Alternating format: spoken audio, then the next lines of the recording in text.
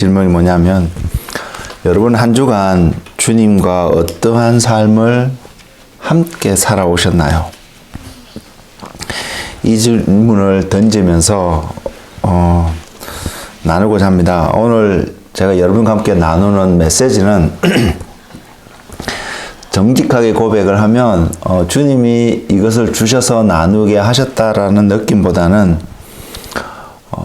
제가 나름 믿음의 여정을 살아오면서 신앙생활이라는 것을 해오면서 깨닫게 되고 도달하게 된 어떤 한 결론의 어떤 내용들을 여러분들과 함께 나누고자 합니다. 여러분이 전혀 모르는 것도 아니고요.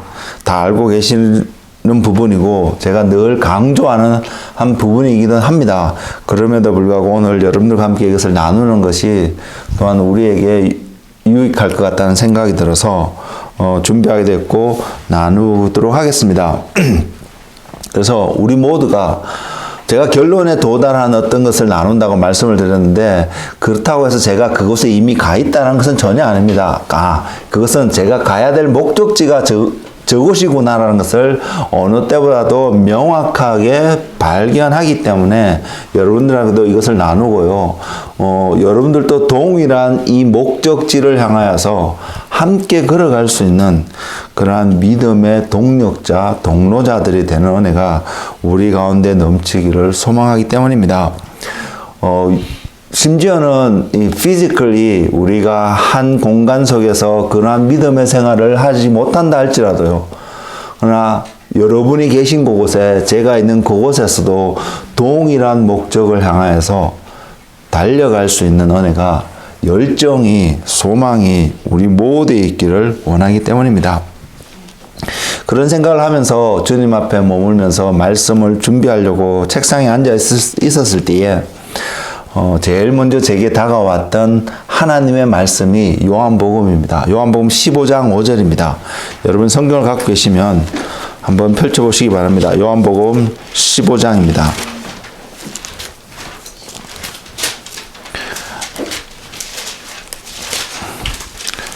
요한복음 15장이고요.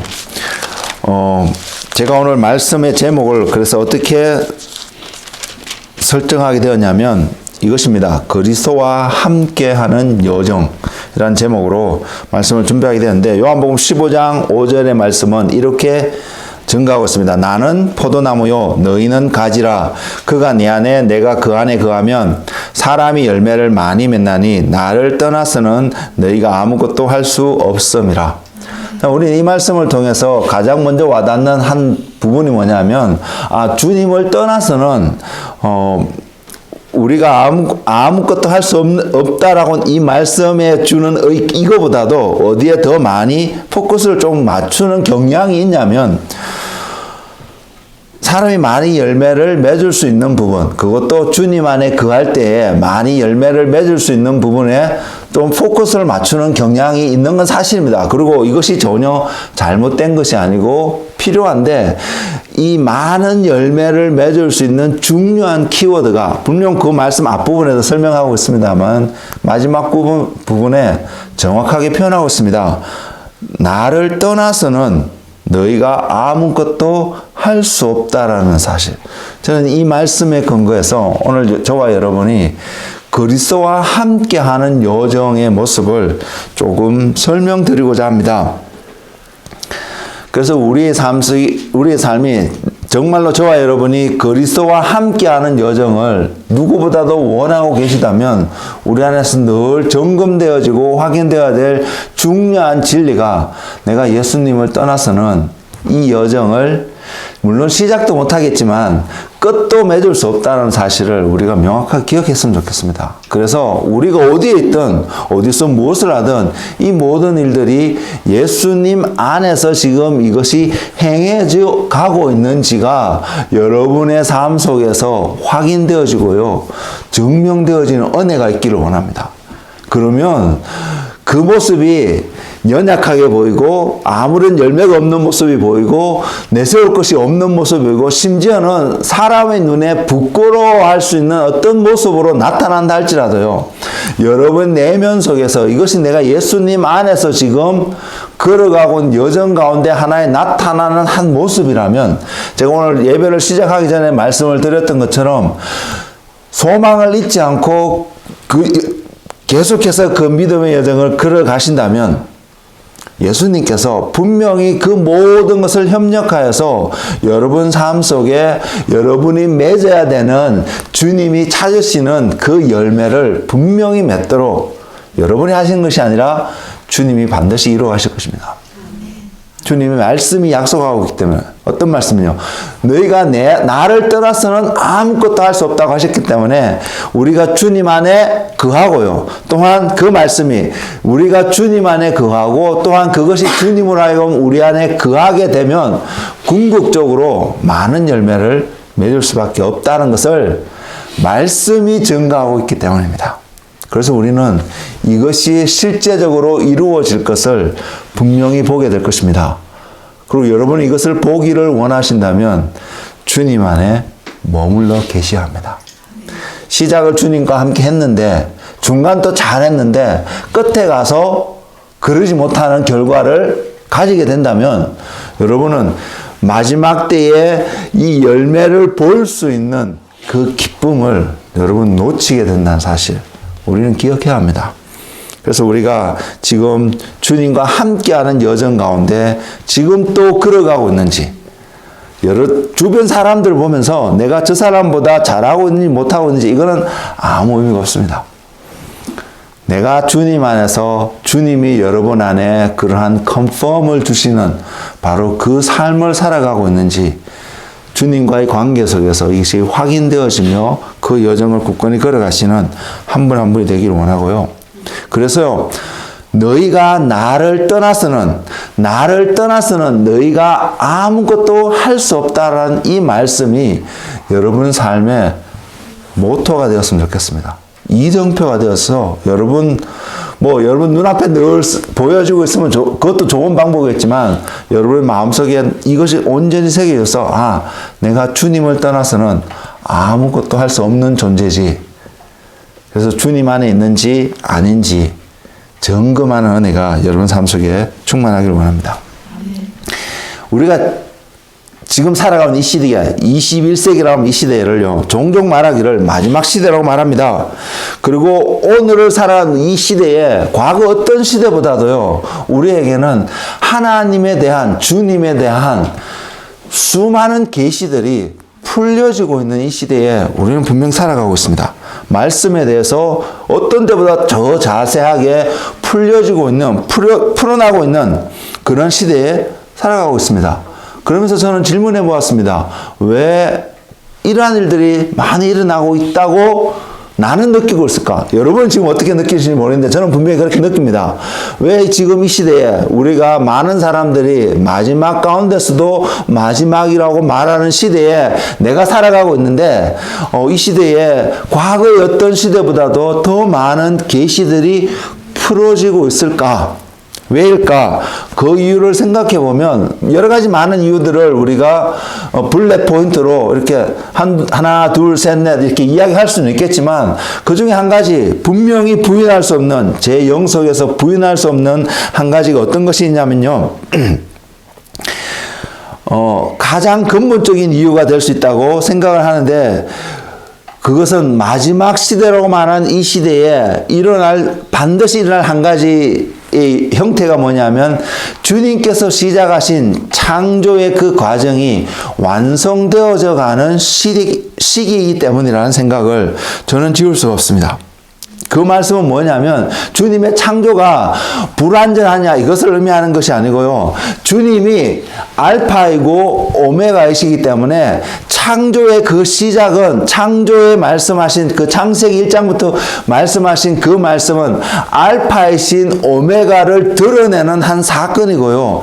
이 마지막 시대라고 말하는 이 시대는 또한 오메가이신 주님이 온전히 드러나야 되는 시기이기 때문에 창세기부터 창조하는 태초부터 계시되어졌던 주님의 모습, 하나님의 말씀, 하나님의 모습이 이제 마지막 시대라고 말하는 이 시대에는 소위 완성되어져 가는 시대이기 때문에 어느 때보다도 더 많은 하나님에 대한, 주님에 대한 말씀에 대해서 풀어지고 있는 시대라고 생각합니다. 그래서 그 모든 것에 종합적으로 도달하게 되는 한 포인트가 있다면 오메가이신 예수님을 저와 여러분이 아는 은혜가 있고요. 어쩌면 저와 여러분은 이 육신을 입은 상태에서 그 오메가 되신 예수님을 온전히 대면하게 되는 그러한 시점이 때가 올 수도 있을 거라고 생각합니다. 그래서 이러한 시대에 우리가 하나님의 놀라운 계시들이 더 많이 풀어지고 있고요. 그래서 우리는 더 간절한 마음으로 그 주님을 알 수 있는 은혜가 우리 가운데 더 충만하기를 원합니다.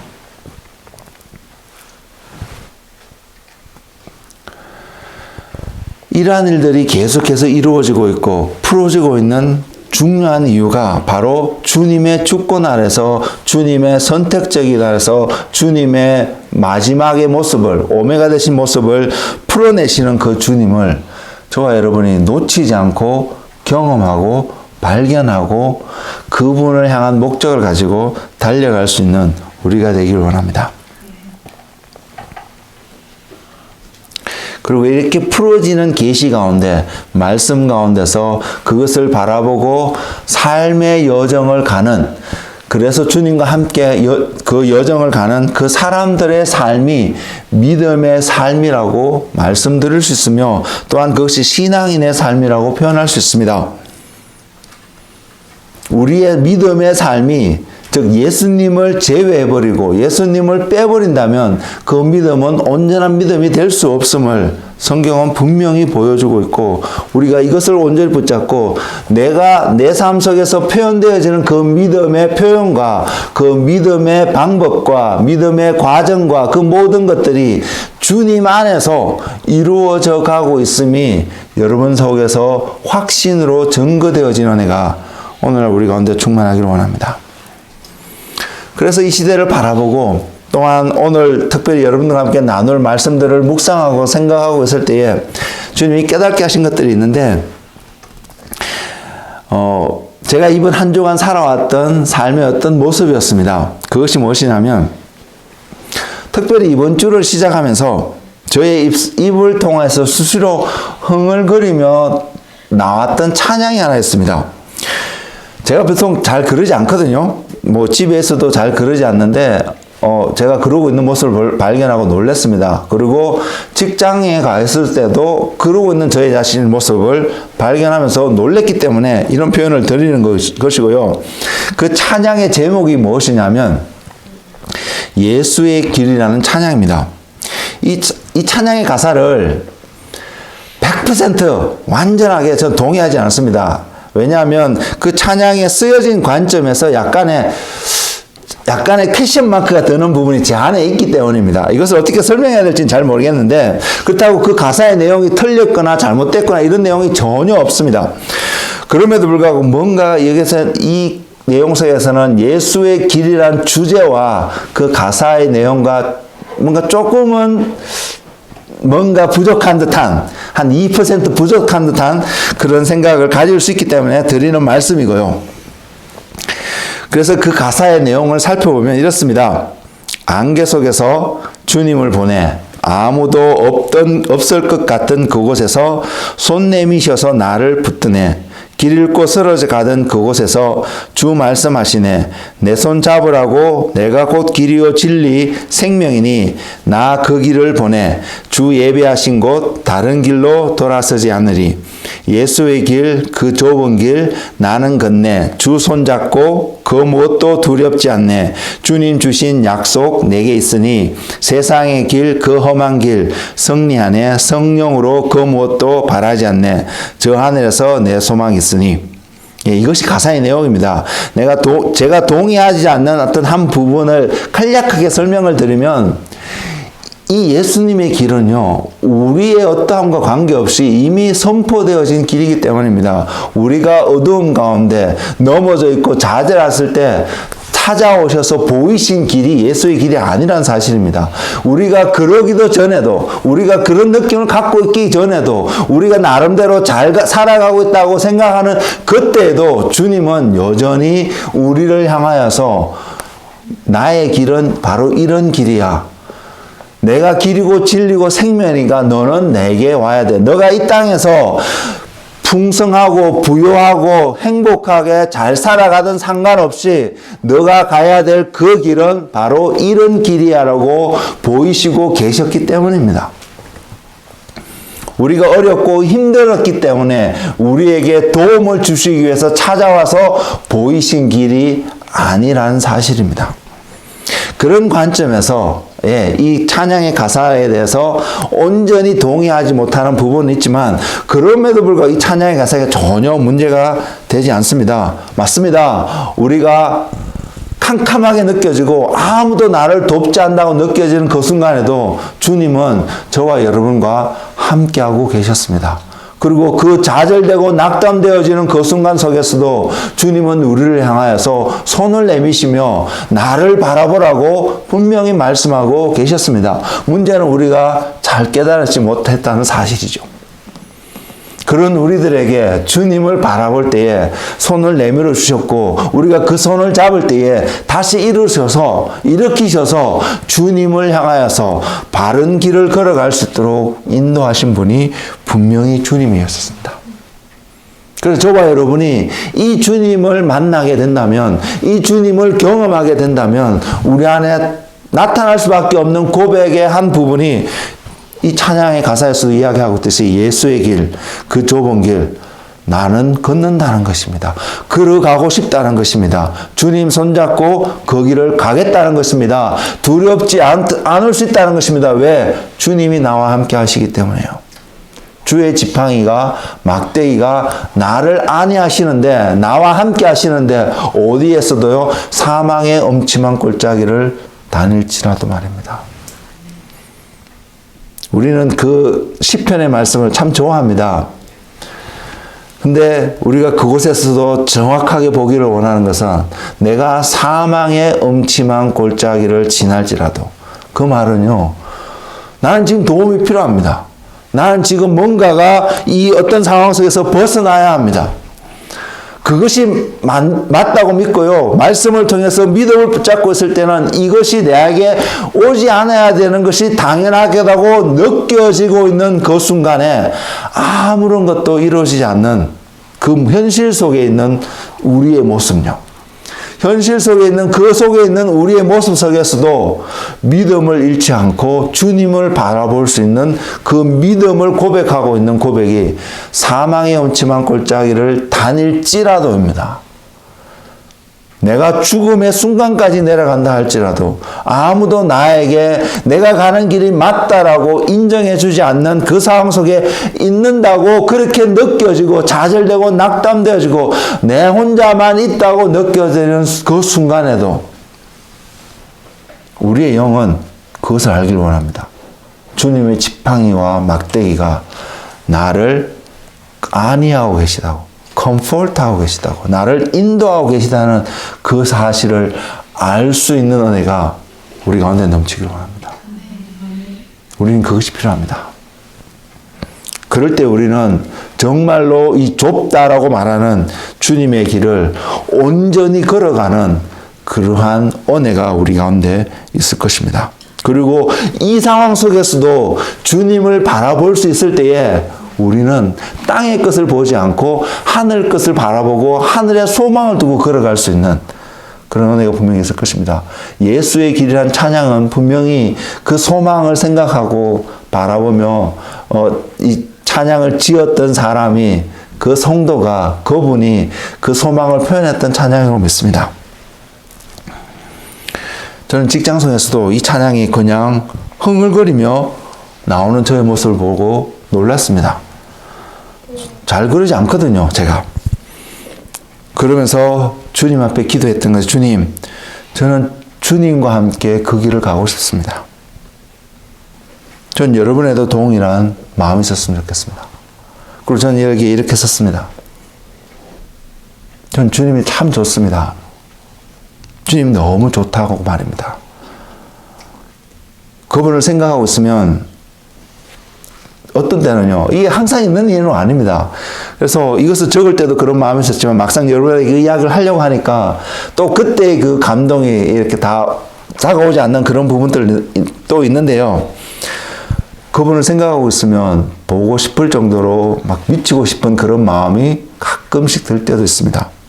제 아내가 여기 앉아 있지만 저는 이런 표현을 하면 아내에게 미안하기도 합니다, 때로는. 물론 우리가 연애할 때 밤새도록 통화하고 이렇게 한 적도 있습니다만은 주님하고는 비교할 수 없는, 주님을 향한 그 마음하고는 비교할 수 없는 그런 마음을 갖고 제가 아내를 사랑했고 연애했고 결혼했고 함께 살아가고 있는 모습을 느끼기 때문입니다. 그렇게 주님이 좋다는 마음이 제 안에 있습니다. 여러분은 어떤지 모르겠습니다. 여러분들도 그런 주님을 경험하는 은혜가 횟수가 더 많아졌으면 좋겠습니다. 그래서 사망의 온치만 골짜기를 다닐지라도 주님과 함께하는 그 여정을 걸어가겠다라고 결단하며 주님 앞에 나아가는 한 분 한 분이 되기를 소망합니다. 그렇게 기도하고 주님을 바라보게 될 때요. 그 주님을 묵상하게 될 때에 저 안에 빠지지 않고 나오는 한 기도의 문구가 있는데 그것은 뭐냐면 주님 말씀하시면 어디든지 가겠습니다. 무엇이든지 행하겠습니다. 그래서 주님 이것이 주님으로부터 온 것인지만을 알게 해달라고 그렇게 기도하게 됩니다. 제가 어릴 때부터 좋아했던 한 찬양이 있습니다. 옛날 찬송가 355장인데 부름받아 낯선 이 몸이라는 찬양입니다. 예, 저는 정말로 그런 삶을 살고 싶습니다. 그것이 주님이 정말로 그렇게 제 앞에 셋업해 놓으신 길이고 그래서 이거 주님이 나에게 주신 길인 것을 확인하고 그렇게 갈 수 있는 길이 되었으면 좋겠습니다. 제가 혼자 생각해서 이것이 주님이 나를 위한 길이야. 이것이 주님을 위한 길이라고 달려가는 그러한 모습이 아니라 주님께로부터 정확하게 확인받고 걸어가는 모습이 되었으면 좋겠다는 말입니다. 저는 오랫동안 교회에서 신앙생활을 해왔습니다. 모태신앙의 이름으로 교회에서 출석하고 살아왔는데 그러면서 제 삶 속에 저도 알지 못하는 속에 자연스럽게 배어진 어떤 신앙의 한 모습들이 있습니다. 생각들이 있습니다. 어떻게 보면 신앙은 믿음의 삶은 이런 것이야 라고 말하는 어떤 가치관적인 한 모습들이 있습니다. 근데요, 제가 예수님을 경험하고 말씀을 알아가면 알아갈수록 그렇게 배워왔던, 교회 안에서 배워왔던 많은 신앙의 한 모습들이 옳지 않았다는 사실입니다. 왜냐하면 옳지 않았던 이유는 많은 경우의 것들이 주님과 관계없이 행해져 왔던 어떤 종교의 모습이었던 것을 볼 수 있었기 때문입니다. 그러한 많은 행위들이 교회를 위해서 유익한 행위들이었거나 아니면 그 교회의 담임 목사님의 비전을 이루가기에 바른 어떤 행위였을지는 모르겠지만 주님과는 관계없을 수 있다는 그것을 볼 수 있었기 때문입니다. 주님과 연결되지 않았다는 것을 볼 수 있는 부분들이 제 삶 속에 있었기 때문입니다. 저희 집에도 책이 있습니다. 몇 주 전에 사랑이도 제게 와서 그런 질문을 비슷한 유의 질문을 했는데 그 책의 제목이 이것입니다. 예수의 죽음을 파는 사기꾼들이란 제목입니다. 저는 정말로 이러한 사람이 되고 싶지 않습니다. 예수님을 위해서 한다고 말하면서 그게 겉으로 드러난 표정이고 표현이고 겉으로 드러난 목적으로 보이겠지만 많은 사람들이 주님을 위해서 선한 일을 한다라고 인정되어질 수 있는 모습이라 할지라도 내 자신의 욕망을 채우는 나의 필요를 채우는 그런 파렴치한 모습으로 살아가고 싶지 않습니다. 주님을 경험하면서 제가 철저하게 깨닫게 되었던 그렇다고 지금 온전하냐? 또 아닐 수 있습니다. 그럼에도 불구하고 주님을 만나면서 경험하면서 제 삶 속에서 선을 분명하게 세울 수 있었던 한 가지 사건이 바로 그것이었습니다. 나의 어떤 필요를 채우기 위해서 예수님의 이름을 이용하지 않겠다는 사실입니다. 근데 오늘날 교회 안에 이런 사람들 참 많이 있습니다. 그래서 아마 그러한 책 뒤의 제목들도 나오지 않으려나 생각합니다. 그리고 이렇게 살아갔던 사람들도요, 어쩌면 모르고 살아가는 많은 사람들이 있다는 것을 저는 동의합니다. 정말로 주님을 위한 열심으로 했는데 그것이 알고 보니까 나를 위한 열심이었다는 사실입니다. 우리는 이것을 분별해내는 지혜가 우리 삶 속에 있기를 원합니다. 저도 청년의 때에 글을 했는데요. 오늘날 많은 젊은이들 안에서 공통적으로 표현하고 있는 표현의 한 부분이 있습니다. 그것이 뭐냐면 주님을 정말로 예배하는 사람이 되고 싶습니다. 예배하는 자가 되고 싶습니다. 라는 고백을 하는 많은 청년들을 만나볼 수 있습니다. 그런데 아쉽게도 그러한 고백을 하는 청년들의 삶 속에서는 자기가 정말로 그 고백에 합당한 삶을 위해서 내 삶을 쳐서 복종시키며 훈련하면서 살아가고 있는지 퀘스천 마크가 될 때가 많이 있습니다. 너무나 아름다운 고백이고요. 너무나 필요한 고백이고요. 우리 모두가 그런 고백을 하면서 그 삶을 향해서 달려가기를 원합니다. 그러나 현재의 모습 속에서 그 현재의 모습을 살아가는 삶의 모습을 보면서 정말로 이 친구가 이것을 고민하면서 지금 이러한 말과 행동과 판단과 결단을 하며 살아가고 있을까 퀘스천이 될 때가 종종 있다는 사실입니다. 그러한 사람들을 비난하고 정죄하기 위해서 드리는 말씀이 아니라 물론 이러한 사람들의 마음은 그러할지 모르겠지만 그들의 미성숙함이 오직 온전히 그것을 이루지 못하는 그 모습을 드러낼지도 모르겠습니다. 근데 우리가 더군다나 이 마지막 시대를 살아간다고 말하는 저와 여러분의 삶 속에서 이제는 내가 그 고백을 하고 있을 때에 그러한 어떤 고백을 할 때에 나는 정말로 그 고백에 걸맞게 그것을 조심스럽게 내 삶을 점검하면서 이그잼하면서 그 삶에 합당한 삶을 살아가기 위해서 내 자신을 쳐서 복종시키는 삶을 살아가는지 분별하는 은혜가 저와 여러분 삶 속에 온전히 있기를 원합니다. 저는 이것을 여러분들에게 어떻게 종종을 표현했냐면 우리가 정직합시다. 정직해야 됩니다. 라고 표현을 해왔다고 믿습니다.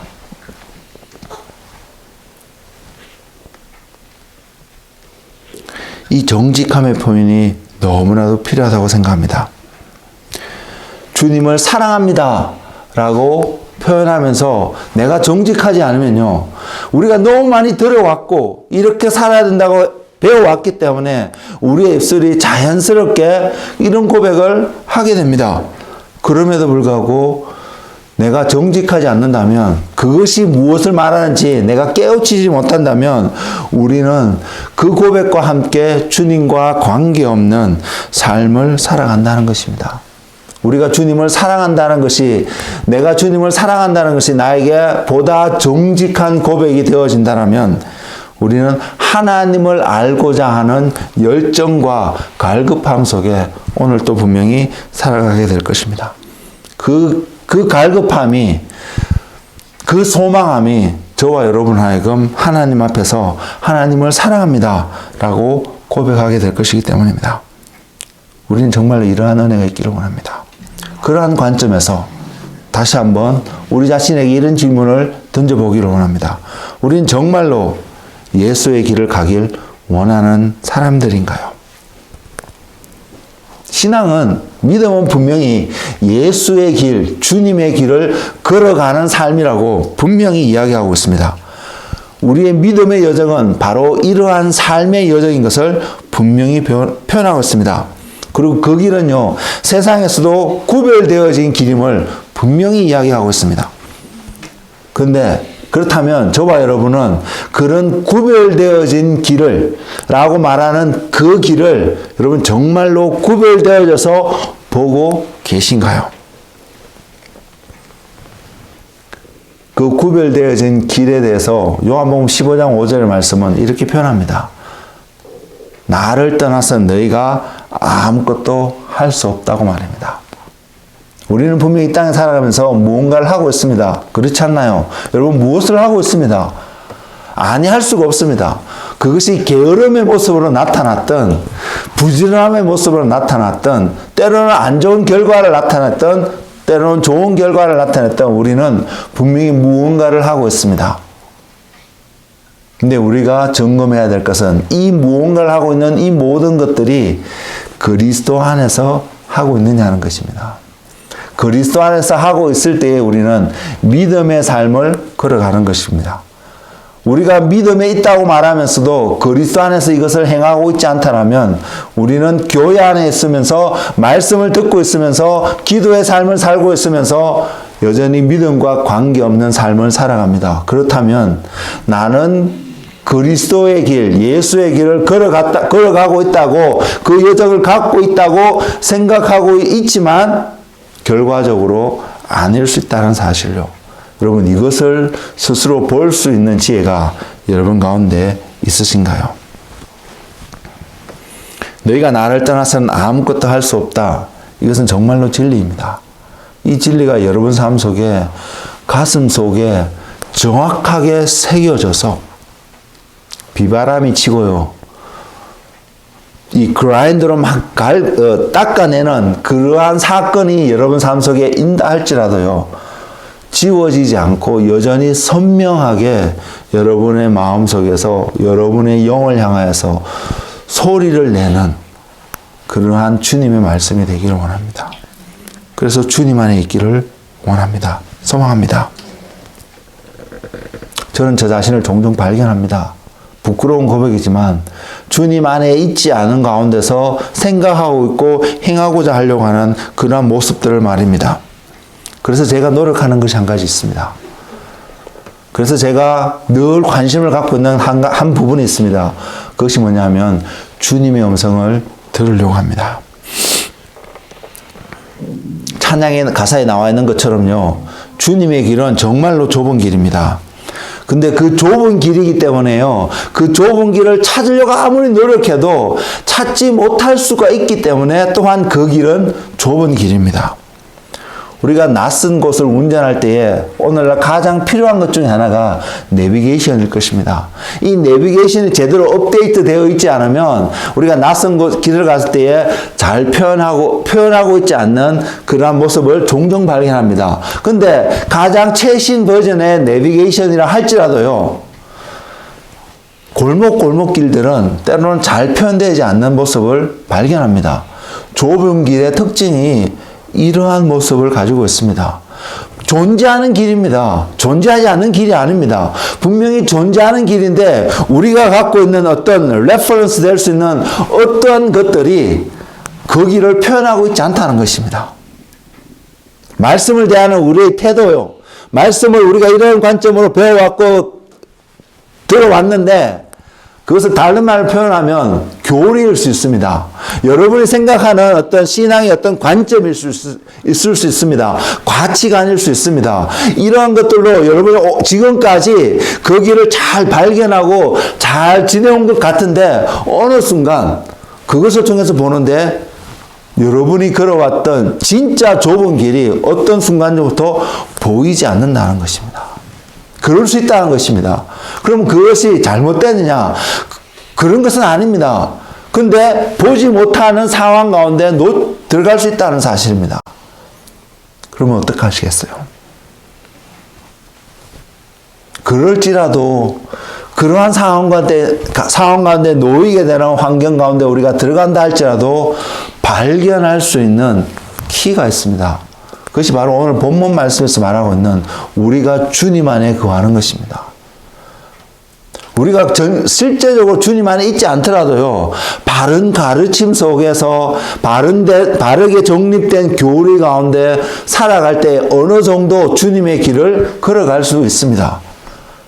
근데 어느 순간 그 길이 보이지 않는 모습 속에서도 여전히 그 길을 걸어가기 위해서는 그 바른 가르침보다도 더 중요한 진리가 우리 가운데서 드러나야 되는데 그 중에 하나가 우리가 주님 안에 머무를 때입니다. 우리가 주님 안에 있다는 것이 확인되어질 때입니다. 그렇다면 그 바른 가르침도요, 우리가 어떻게 들어야 그것이 온전한 바른 가르침이 되냐면, 우리가 주님 안에서 그 가르침을 받을 수 있어야 된다는 사실입니다. 그러면 우리는 바르게, 정말로 정확하게 주님이 풋프린트로 주님의 발자국을 만들어 놓으신 그 좁은 길을 부족함이 없이 넉넉히 주님의 손잡고 걸어가게 될 것입니다. 때로는요, 혼자만이 걸어가야 되기 때문에 내가 그 길을 걸어가는 것처럼 느껴지지만 주님이 나를 업고 가는 그 길을 또한 보게 될 것입니다. 그게 좁은 길입니다. 그게 좁은 길의 특징입니다. 그래서 우리가 그 길을 가기 위해서 온전히 좌로나 우로나 치우치지 않고 그 길을 온전히 걸어가기 위해서 우리의 눈은 항상 주님을 바라볼 수 있어야 합니다. 우리가 넘어지는 중요한 이유는 어느 순간까지는 잘했는데 어느 순간 주님을 바라보는 우리의 눈이 떼어지는 것입니다. 이럴 때가 있습니다. 내가 경험해 봤고, 이건 이 길으로 나 있기 때문에 내가 가면 돼. 라고 눈을 떼고, 주님으로부터 눈을 떼고 걸어갈 때에 어느 순간 그 길은 직진이 아니라 커브 길이 되어 있는 모습을 발견할 수 있습니다. 주님은 커브에서 오른쪽으로 돌아가셨는데 우리는 직진인 줄 알고 직진으로 가다가는 어느 순간은 언젠가는 주님의 가신 길과 우리가 가 있는 길에서 굉장히 갭이 있는 모습을 발견할 수 있다는 사실입니다. 우리가 좁은 길을 걸어가길 원한다면, 주님과 손을 잡고 그 길을 가기를 원한다면 주님을 향한 우리의 눈이, 시선이 놓쳐지지 않는, 떼어지지 않는 그러한 삶을 우리는 걸어가야 된다는 사실입니다. 이것이 좁은 길을 가는 사람들에게 반드시 요구되어지는 그 길을 가는 여정의 그 여행자의 반드시 필요한 덕목이라는 사실, 여러분 기억하기를 바랍니다. 그리고 또 하나는요, 주님의 음성을 열심히 제대로 들을 수 있어야 합니다. 우리 모두가 그분의 음성을 듣기를 원합니다. 근데 한 가지 우리가 잘 깨닫지 못하는 한 가지 사실은, 그분의 음성만 우리가 듣는 것이 아니라 그분의 음성이 아닌 다른 수많은 음성들도 우리는 같이 듣고 있다는 사실입니다. 그래서 우리는 종종 이것이 그분의 음성일지 아닌지 헷갈리는 상황 가운데 놓여 있다는 사실입니다. 그래서 그분을 바라본다는 것은, 그래서 그분의 음성을 듣는다는 것은 우리가 들을 수 있는 수많은 음성 가운데서 하나님으로부터 오지 않은 음성들을 다 차단할 수 있는 은혜가 주어진다는 사실입니다. 이것이 없으면 우리는 제대로 된 음성을 들을 수 없습니다. 근데 대다수의 많은 사람들, 심지어 교회 안에는 어쩌면 우리 가운데도 그런 사람이 있을 수가 있는데, 세상에서 들려오는 너무나도 달콤한 그런 소리에 우리는 그 소리를 내려놓고 싶지 않은 마음이 있다라는 사실입니다. 그 마음을 볼 수 있기를 원합니다. 정직하게 그 마음을 고백하면서 주님을 음성을 듣는 것과 그 음성을 듣는 것에서 선택할 수 있는, 물론 그 선택은 주님의 음성이겠죠. 그 음성을 내려놓고, 세상에서 들려주는 그 음성을 내려놓고 주님의 음성을 선택할 수 있는 은혜, 그러한 능력이, 힘이 저와 여러분 속에 더 증가되어지길 원합니다. 그럴 때 우리는 좁은 길을 걸어갈 수 있습니다. 주변의 소리를 제거하고 자신의 것을 내려놓는 법을 배우는 일에 열심을 내는 우리가 되기를 소망합니다. 다시 한번 강조하지만, 좁은 길을 걸어가기 위해서, 주님과 함께하는 그 여정을 걸어가기 위해서, 그것이 좁은 길로 표현됐다 안 해도 상관도 없습니다. 주님과 함께하는 그 여정을 걸어가기 위해서 우리의 눈은 주님을 늘 바라볼 수 있어야 하고, 우리의 귀는 주님으로부터 오는 음성, 세상으로부터 오는 음성은 차단하고 주님으로부터 오는 음성은 온전히 픽업해서 들을 수 있는 그런 훈련의 삶이 되어야 합니다. 그것이 믿음의 삶일 것입니다. 그것이 신앙인의 삶일 것입니다. 그래서 성경은 주님은 우리에게 뱀같이 지혜롭고 비둘기같이 순결해야 될 것을 말씀하고 있습니다. 더군다나 우리가 이 땅에서 육신을 입고 살아가기 때문에 이러한 삶의 태도, 모습이 너무나 필요합니다. 더더욱이 육신을 입고 주님의 길을 가기를 결단하고 그 여정을 우리가 나섰다면 말입니다. 뱀같이 지혜로워야 되고 비둘기처럼 순결해야 된다고 말하고 있는데, 지혜는 주님 아닌 바깥에서 발견할 수가 없습니다. 우리는 주님 안에서만 이 지혜를 발견할 수 있습니다. 그래서 저와 여러분이 주님 안에 있지 않자면 여러분이 발견했다고 말하는 그 모든 지혜는 부족할 수밖에 없습니다. 어디에? 주님과 걸어가는 그 여정이에요. 세상 속에서 살아가는 데는 굉장히 도움을 주게 될 것입니다. 그것을 부인하는 것이 아닙니다. 그러나 주님과 함께 걸어가야 되는, 오늘날 표현되어지는 그 좁은 길을 걸어가는 데는 부족할 수밖에 없는 지혜입니다. 그것은 더 이상 지혜가 아니라는 사실입니다. 주님이 지혜로라고 할 때에는 바로 이 지혜를 우리가 얻어야 된다는 것을 말하고 있다고 믿습니다. 그럼 우리가 이것을 얻는 것은 주님 안에 있을 때만 가능한 것입니다. 지혜가 얻으면 주님 안에 있느냐? 아니요. 순결해지면 주님 안에 있느냐? 아닙니다. 우리가 주님 안에 있을 때에 우리는 지혜로워지고, 주님 안에 있을 때에 우리는 순결해지게 될 것입니다. 그러면 우리의 삶은요, 언제 변하느냐면 주님 안에 있을 때 변하게 되는 것입니다. 내가 변했기 때문에 주님 안에 있다고 표현되어지는 것이 아니라, 저와 여러분이 주님 안에 머무는 그 순간부터 우리의 삶은 변하게 되어져 있습니다. 열매는 그렇게 맺어질 것입니다. 그래서 주님이 말씀하셨습니다. 너희는 가지기 때문에 포도나무인 나에게 붙어 있으라고 말입니다. 저와 여러분 지금 주님에 붙어 있습니까? 붙어 있게끔 하는 것이 또한 지혜입니다. 그러한 지혜를 여러분 갈망하고 계십니까? 그런 차원에서 볼 때요, 부자는 정말로 천국 가기에 힘든 것 같습니다. 주님도 그런 표현을 하셨는데 정말로 그런 사람들은 그럴 것 같습니다. 왜냐하면 그들의 삶이 부요하기 때문입니다. 그것도 세상의 어떤 풍성함으로 그들의 삶이 채워져 있기 때문에 주님을 볼 수 있는, 봐야 되겠다는 이유를 그들의 삶 속에서 쉽게 발견하지 못하기 때문입니다. 그러면 부자가 되지 말라냐? 그런 이야기가 아닙니다.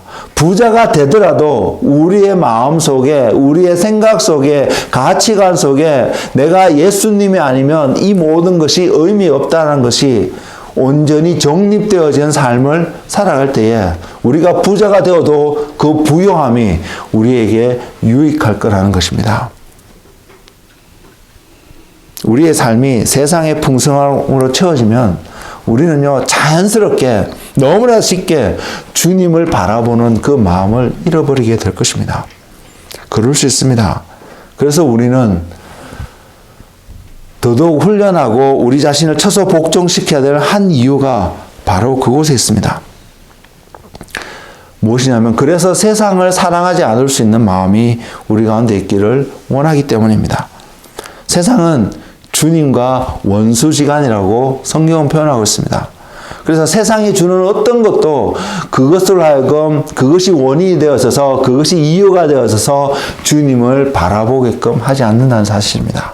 반대로 세상에 주는 것들만 우리가 갖고 있다면 주님을 바라보는 것에서 계속해서 우리로 하여금 멀어지게 만들게 될 것입니다. 그것이 야고보 사도가 이야기하고 있는 말씀인데, 야고보서 4장 4절에 그런 표현이 있습니다. 간음하는 여인들아, 세상과 벗된 것이 하나님과 원수됨을 알지 못하느냐? 그런즉 누구든지 세상과 벗이 되고자 하는 자는 스스로 하나님과 원수되는 것이니라. 간음이 무슨 뜻인지 여러분 온전히 이해하세요. 간음은 저와 여러분이 사랑해야 될 대상을 놔두고 다른 어떠한 대상을 또한 사랑하는 것입니다. 또한 더 사랑하는 것이라고 표현할 수도 있겠습니다. 둘 모두를 사랑하는 것도 용납되어지지 않는 것이 사랑입니다. 그렇기 때문에 우리가 간음이라는 죄를 짓지 않기 위해서는 오직 우리가 사랑해야 될 한 대상만을 사랑하는 삶을 살아갈 때에 우리는 이 죄를 짓지 않을 것입니다.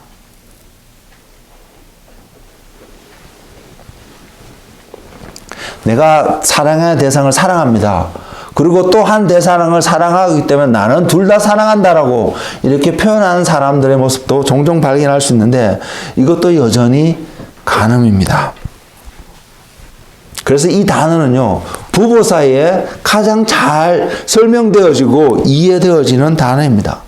남녀가 사랑해서 결혼하고요, 그렇게 연합이 되어졌는데 어느 순간 남편이 다른 여인을, 아내가 다른 남자를 바라보고 있다라면, 그리고 서로가 우리는 부부는 서로 사랑한다고 말하고 있다면 이 사람들이 간음하지 않은 상태일까요? 아닙니다. 여전히 간음하고 있는 상황입니다. 마찬가지입니다. 예수님을 향한 우리의 마음도 동일합니다. 예수님이 보혈을 흘리셔서 저와 여러분이 예수님과 연합이 되기로 결정이 하였다면 예수님 밖에 있는 사람들에게는 이것이 제대로 정의되지 않을 수도 있습니다. 그러나 이미 우리가 예수님의 보혈로 말미암아 주님으로 말미암아 우리가 예수님을 경험하게 되고 그래서 예수님을 나의 신랑으로 예수님과 연합되기를 원합니다라고 고백하며 들어왔는데 어느 순간 예수님도 사랑하고 있는 나의 모습도 보지만 또한 예수님이 아닌 다른 어떤 것들도 사랑하고 있는 우리의 모습을 본다면, 그리고 이 모습이 세상 가운데 주변 사람들에게 비춰지지 않는다고 해서 내가 간음하지 않는다고 말할 수 있을까요? 그래서 주님께서 말씀하셨습니다. 여인을 보고 음욕을 품는 자마다 이미 마음에 간음을 하였다고요. 마음에 간음하고 있는 상태가 어떤 것임을 분명히 말씀하셨습니다. 즉, 우리의 눈이 주님께 고정되어 서서 그 길을 가고 있다가 어느 순간 어떤 이유에서든 우리는 그것에서 변명에 합당하다고 생각하고 변명할 수 있을 것입니다. 그럼에도 불구하고요, 그러한 결과가 우리의 삶 속에 드러나면 저와 여러분은 간음을 했다라고 표현되어 줄 수 있던 그 사실을 인식하고 계시단 말입니다. 그것조차도 하나님 앞에 용납되어지 않을 수 있다는 사실을 저와 여러분이 깨닫고 가는 이 여정이 되었으면 좋겠습니다. 그러면 우리는 성경 말씀을 가볍게 여기지 않을 것입니다. 성경 말씀을 가볍게 여기는 그 길은요, 결국 우리를 멸망으로 이끌게 할 것입니다. 주님은 예수님의 길은 어떠한 태도가 나타나냐면 율법의 1.1획이라도 이루어지지 않고 떨어지니 없게끔 하나님께서 다 이루어 가실 것이라고 믿는 그 마음입니다. 한 가지 예를 들면요, 학생의 본분은 공부하는 것입니다. 그리고 학생이 알고 있습니다. 그 학생이 내가 지금 공부한 이 책의 모든 내용이 시험 보게 되는 그 당일날 그 시험지에 다 출제될 것을 알고 있다고 가정해 볼 수 있습니다. 근데 그것을 알고도 공부하지 않는 학생이 있다면 그 학생은 어리석은 학생이지 않을까요? 그 학생의 본분을 다 하는 온전한 학생이라면, 지혜로운 학생이라면 그 어떻게든 그 책의 내용을 다 암기하고 외워서 시험 당일날 시험을 볼 때에 그 내용들을 다 답안지에 작성할 수 있도록 준비하는 학생이 아닐까요? 시험에 통과하기를 원하지 않는 학생은 아무도 없습니다. 아무도 시험에서 내가 빵점 받겠다고 그 목적을 세우고 공부하고 있고 살아가는 학생은 아무도 없을 것입니다. 심지어는 나름 어떤 이유를 갖고 나는 이번 시험에 빵점 맞을 거야. 그 이유가 본인 스스로는 합당하게 느껴질 수 있습니다. 부모님이 나를 전혀 몰라보셔. 내가 열심히 공부해서 이렇게 하고인데 나에게 칭찬도 안 하고 관심도 안 가지셨어. 그래서 내가 부모님의 관심을 갖기 위해서 내가 이번 시험에 빵점 맞기로 결정하고 그래 빵점 맞을 수 있습니다. 그리고 부모님의 관심을 얻을 수도 있습니다. 그 결과 어떤 의미에서는. 그다음 그렇다고 그 학생이 목적을 온전히 이루었을까요? 학생으로서의 목적을 온전히 이루게 되었을까요? 저는 그렇게 생각하지 않습니다. 설령 그렇게 해서 그 방법을 통해서 다른 어떠한 것을 이루었다 할지라도 학생으로서 그 시험에서 빵점을 맞게 된다면 그는 또한 동일하게 어느 순간 그거에 대한 결과를 지불해야 되는 상황이 올 것입니다. 주어진 시험에 빵점을 맞는 것은 결코 학생에게 해피엔딩의 좋은 결과를 가져다 주지는 않습니다. 저는 동일한 믿음의 원리가 우리에게 적용되지 않을까 생각해 봅니다. 우리는 걸어가야 될 여정이 있습니다. 우리 앞에 놓여진 것이 있습니다. 어떠한 이유였어도 우리가 이 여정을 이그노어하고 어보이드하고 돌아가려고 생각하는 이 생각이 우리 자신을 정당하게 인정하고 받아들이게끔 하지 않는다는 사실입니다. 그렇다면 우리는 만일 우리 안에 그러한 마음이 들어와 있다라면 우리는 그 마음을 제거하고 더 정직하게 주님 앞에 나아가서 주님이 원하는 방법대로 그 길을 갈 수 있도록 우리의 눈이 주님께 초점을 맞추고 주님의 음성을 듣는 그러한 믿음의 사람들이 되기를 소망합니다. 우리는요, 주님의 핏값으로 사신 바 된 사람들입니다. 우리는 주님의 형상으로 지음을 받은 자들입니다.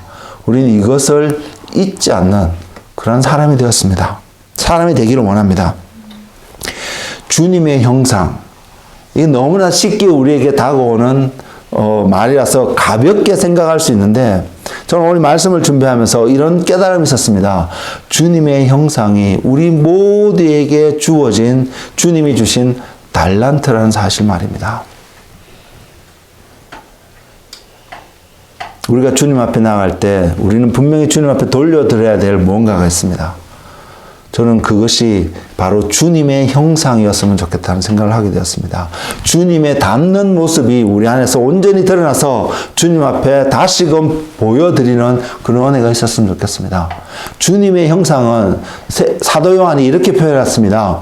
아버지의 독생자의 영광이고 은혜와 진리가 충만한 모습이라고요. 우리는 주님이 아닙니다. 그래서 우리는 주님이 갖고 계셨던 그 온전함이 그 100% 완전한 그 하나님의 모습이 어쩌면 우리 가운데서 온전히 드러나지 않을지도 모릅니다.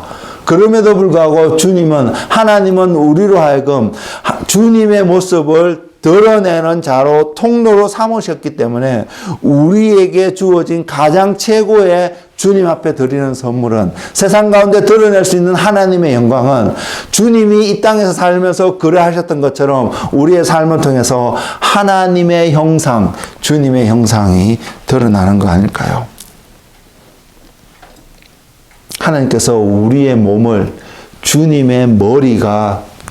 우리의 몸 가운데 주님이 머리가 되도록 우리의 몸을 새롭게 창조하셨습니다. 그래서 우리가 주님의 머리 되신 주님 앞에 귀를 기울이고 그분을 바라보는 삶을 살 때에 우리의 몸은 주님과 함께 걸어가는 그러한 여정을 가는 신앙인의 삶이 될 거라고 믿습니다. 여러분, 몸이 머리가 지시하는 대로 따라가지 않는다면 그 사람은 정상적인 사람으로 바라보지 않습니다. 우리는 지금 어떠한 모습으로 살아가고 있습니까? 머리 대신 주님의 음성에 귀를 기울이고 그분을 바라보고 그분 말씀에 순종하는 삶을 살아갈 때에 우리의 삶이 이제서야 정상의 삶이 된다는 사실, 여러분 이것을 놓지 않는 우리가 되었으면 좋겠습니다. 우리가 주님 앞에 기도하고 우리 삶을 점검할 때에 우리가 항상 이 머리 대신 주님께 연합되어져서 주님의 말씀에 듣고 순종하는 그 은혜의 삶을 살아가고 있는지 정직하게 하나님 앞에서 점검되어지는 그런 은혜의 삶을 살아가는 저와 여러분이 되기를 원합니다. 그럴 때에 우리는 주님 안에 머물고 있다는 것이 어느 때보다도 확정되어지는 그 삶을 살아간다고 저는 믿습니다. 그리고 그것을 계속해서 기도하는 우리가 되기를 원합니다. 그래서요, 저는 이런 고백을 들을 수 있습니다. 예, 제 삶 속에서 여전히 부족하고요, 완벽하지 않기 때문에 저의 연약함이 상처를 주고받을 수 있는 많은 경우의 수들이 있음에도 불구하고요, 저는 이런 모습에도 불구하고 주님을 바라보고 주님의 길을 가고자 하는 그 마음, 그래서 그 길을 가는 그 여정이 행복하다고 저는 말씀드릴 수 있습니다. 예. 세상적인 생각으로 저의 두뇌로 그 여정을 바라보면 이제는 좀 이것을 조금 쉽게 그만했으면 하는 마음들이 들 때도 있습니다. 근데 그래서 아니하게 되면 절대로 행복하지 않더라고요. 어렵더라도 다시 일어나서 가게 되면 행복하더라고요. 저는 이번 주 말고 지나온 주 말고요, 그 전주 한 2주 정도 기도 생활을 제대로 하지 못했던 부분이 있습니다. 그래서 하나님, 제가 다시 한번 제 마음을 새롭게 하고 기도를 해야겠습니다. 기도 생활을 하겠습니다. 하나님 앞에 나오겠습니다. 라고 결단하게 됐을 때 놀라운 전화 한 통을 받았습니다. 월요일에 있는 데니엘이 전화해서 기도를 해야겠답니다. 아빠 요즘 또 아침에 기도하냐고요. 예, 제가 4시에 일어나거든요. 그래서 기도하는데, 그러면 데니엘 시간은 7시입니다. 데니도 그 기도에 동참을 하겠다고 이야기를 하더라고요. 그래서 데니엘 시간에 7시 반, 제 시간은 4시 반, 저는 내려와서 전화기 켜놓고 같이 기도를 합니다. 하나님이 어떤 은혜를 주시냐면, 그 아이를 위해서도 제가 내려와서 기도할 수밖에 없는, 예, 혼자 할 때는요, 4시 반에 내려와도 상관없었습니다. 5시에도 내려올 수 있었습니다. 근데 같이 기도를 해야 되니까 저는 4시에 내려와야 합니다. 잠자는 모습으로, 그냥 부시시한 모습으로 그냥 와서 같이 기도를 할 수 없는 제 모습을 보기 때문에요. 용납할 수 없는 제 모습이기 때문에요. 그래서 저는 또 내려와서 열심을 다해서 또한 기도합니다. 물론 제가 해야 될 기도를 하고 데니엘은 데니엘이 해야 될 기도를 합니다. 그 기도가, 데니엘이 하는 기도가 길지도 않습니다. 그럼에도 불구하고요, 하나님께 그런 결단을 했을 때 이제는 또한 함께 걸어갈 수 있는 이런 하나님의 은혜를 주신 것들에서 저는 너무 감사합니다. 같이 하나님을 바라보는 어떠한 형태의 여정을 시작할 수 있는 것에서 저는 너무 행복합니다. 하나님과 함께하는 그 여정이 너무 행복합니다. 와. 두려울 수 있습니다. 때로는 힘들 수 있습니다. 근데 그것을 조금 맛을 보았기 때문에 저는 놓치고 싶지 않고요, 이것이 더 증가되어졌으면 좋겠습니다. 저는 여러분 삶 속에서도 이러한 여정들이 더 증가되어지길 원합니다.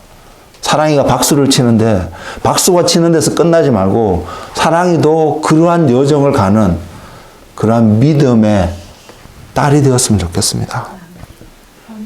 마음을 다해서 하나님을 사랑할 수 있는 그런 딸들이 되고 아들들이 되었으면 좋겠습니다. 그래서 세상 사람들이 난 너와 친구 안 해, 난 너와 함께 할 수 없어, 그거는 바른 삶이 아니라고 손가락질하고 비난하고 정죄한다 할지라도요, 이것을 맛본 우리들은 끝까지 그 믿음의 여정을 걸어갈 수 있는 그런 하나님의 사람들이 되었으면 좋겠습니다. 우리는 서로가 필요합니다. 누가 먼저 갔고 누가 뒤쳐져 있고 이것은 아무 중요하지 않습니다. 이 여정을 완주하기까지 우리는 여전히 필요합니다. 앞에 가는 사람이 있으면요, 앞에 가는 사람을 보고 나도 갈 수 있구나 생각하고 가는 것이고요, 뒤에 가는 사람이 있으면 내가 이만큼 갔으니까 저 사람을 땡겨주면서 이끌어주면서 가야지 생각하고 또 앞으로 달려갈 때에 우리 모두는 어떨 때는 내비게이션에서 나타나지 않는 그 좁은 길을 아무도 미스하지 아니하고 끝까지 완주할 거라고 믿습니다. 거기에는 또한 주님의 약속이 있습니다. 그것도 주님의 핏값으로 사신 우리들이고요. 하나님의 형상이 저와 여러분보다도 더 정확하게, 더 명확하게 세상 가운데 드러나기를 원하시는 하나님의 갈급함이, 소망이 그곳에 있기 때문에 이 일은 반드시 이루어질 것입니다. 누구를 통해서요? 그 여정을 주님과 함께 걸어가는 사람을 통해서요. 말씀을 시작하면서 우리는 마지막 시대에 살아간다고 말씀을 드렸습니다. 이 마지막 시대의 특징, 오메가 되신 주님이 온전히 드러나는 그 삶을, 그 목적을 하나님이 이루어 가시기 위해서라도 하나님은 분명히 이것을 이루어 가실 것입니다. 문제는 저와 여러분이 그 하나님의 여정 가운데, 목적 가운데 동참하고 있냐는 것이죠. 우리가 그것을 갈급해하고 소망하는 하나님의 사람들이 되었으면 좋겠습니다. 그래서 믿음의 여정을 걸어가는 오늘의 사람들이 되었으면 좋겠습니다. 그래서 예수님의 임재에, 예수님을 아는 것에 갈급해하고 목말라 하는 저와 여러분이 되어서 오늘 또 주님 앞에 머무는 그런 은혜의 사람들이 되기를 원합니다. 우리는 자연스럽게 호흡하고 있지만 우리의 생각 속에 이 호흡조차도 내가 예수님 안에 있지 않으면 온전히 할 수 없다는 것을 깨닫고 주님 안에 머무는 저와 여러분의 삶이 되기를 원합니다. 그래서 주님의 향기가 자연스럽게 우리의 삶을 통해서 점점 더 증가되어서 우리의 주변에 그 향기가 전파되어지는 그런 은혜의 삶을 살아가는 우리가 되기를 원합니다. 주님이 우리를 다시 한번 초대하고 있다고 믿습니다. 이 여정에 함께하고자 하는 동로자야, 동행자가 되고 싶지 않으신가요? 주님과 함께하는 그 길은 주님의 음성을 듣고 그분 안에 살 때에 분명히 우리의 삶은 온전해질 것입니다. 저는 오늘 또 이 길 가운데 있기를 원하고 여러분들도 이 여정 가운데 온전히 걸어가서 주님과 함께 할 때 연합되어져서 새 사람의 온전한 모습이 우리 모두의 삶 속에 충만하게 드러나서 하나님 앞에 그 삶을 드릴 수 있는 믿음의 삶이 되기를 주의 이름으로 축복을 드립니다. 기도하겠습니다.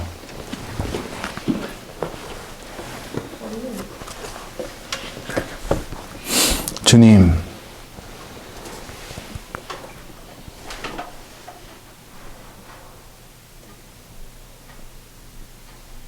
주님이 우리에게 오늘 들려주신 말씀은 나를 떠나서는 너희가 아무것도 할 수 없다고 하신 말씀.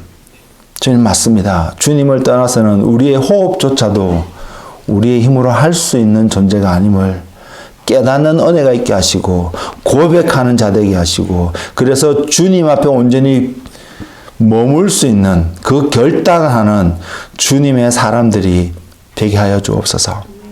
주님의 보혈이 주님의 우리로 하여금 하나님의 형상을 새롭게 빛게 하시고 우리로 하여금 그 주님의 오메가 되신 그 하나님을 온전히 보게 하신 그 하나님의 은혜 가운데 머무는 하나님의 사람이 되게 하셔서 오늘 또 주의 음성에 귀를 기울이고 주님의 모습에 우리의 눈을 고정하여서 주님을 온전히 따라가는 하나님의 자녀가 되게 하옵소서. 주님, 그래서 주님을 사랑할 수밖에 없는 은혜가 우리 가운데 있기를 원합니다. 주님을 고백하는 은혜가 우리 가운데 있기를 원합니다. 주님, 내가 주님을 더 원합니다. 주님을 더 갈급해합니다. 주님을 더 알게 해달라고 고백할 수밖에 없는 그 은혜가 우리 가운데 있어서 주님, 매 순간 이 땅에서 살아가는 그 삶이 주님을 바라보고 주님을 묵상하고 주님과 동행하는 삶이 되도록 인도하여 주옵소서. 하나님, 이곳에서 머리 숙여 기도하는 한 사람 한 사람에게 주님 찾아오셔서 주님의 손으로 안수하여 주시고 성령의 기름 부으심으로 충만케 하셔서 주님, 하나님을 놓치지 않고 끝까지 그 믿음의 여정을 완주하는 믿음의 사람이 되도록 인도하여 주옵소서. 감사하고 예수님의 이름으로 기도드렸습니다.